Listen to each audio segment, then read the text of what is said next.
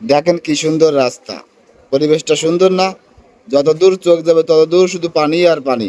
রাস্তার এই ফেসটা শুরু করে ওই শেষ পর্যন্ত শুধু পানি আর পানি। এই ভিডিওটা দেখে আপনি হয়তো অবাক হচ্ছেন আর ভাবছেন কিভাবে সম্ভব। আমাদের ভাই সমস্যা হয় না, আমাদের অভ্যাস হয়ে গেছে। প্রত্যেক বছর আমরা এইভাবে যাতায়াত করি। বছরের অর্ধেক সময় এই রাস্তাগুলো এভাবে বৃষ্টির কারণে ডুবে থাকে। কিছুই করার নেই, দেখারও কেউ নেই।